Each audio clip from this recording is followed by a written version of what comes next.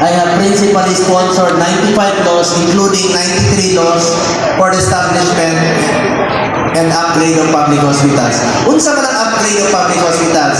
Sama sa SPMC, pag kulang na ang hospital beds nila, ginahimo ng balaod, dugangan ang kapasidad sa hospital para madugangan ang mga pasyente na pwede nila tambalan. So karon, I have co-authored or co-sponsored 193 laws. O sa sunod sa unang katuig nga nahimo kong senador sa akong first term, wala ko'y absent sa Senado. Perfect ang akong attendance. Gamot lang yun ng eskwela. Eskwela ang trabaho din. Ang akong anak, na ako'y anak ba si Pinoy, bright ka ito, di po ito mo absent. Siya itong kanang valedictorian sa Stella Maris sa una, dito sa Davao.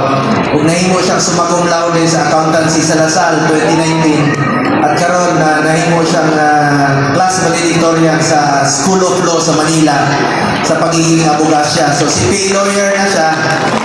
Muna hangyo ko sa mga bata, eskwela mong tarong. Maunay puhunan ninyo, hantod sa pagkatigulang ninyo. Kung malipay ang mga ginikanan mo man o eskwela, anak, eskwelang tarong ha para malipay si mami. Ha? Mo lang kalipay sa imong mama, manuman ka eskwela o palanggaan imong mga ginikanan.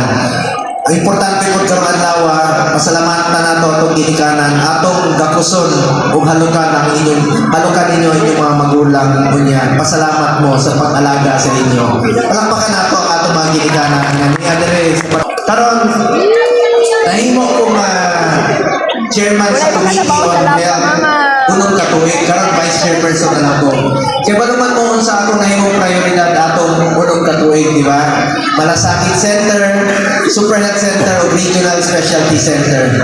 Naanatay 167 ka Malasakit Center o apil na diha sa SPMC o sa Tagum, sa Davao Medical Center para yun na sa Pilipino. Duula lang na ninyo o isa po ko sa nagduso o naningkamot o nakibisog para sa wastong pondo sa Cancer Assistance Fund na apil sa National Integrated Cancer Control or NICCA na gipirmahan ni President Duterte katong 2019. Ug naa po tay Cancer Institute diha sa SPMC nga ato pong isuportahan na matukod para gina sa atong mga cancer patients. Ikaduha na akong nahimong prioridad, Super Health Center. Kana mga health center, hangyo lang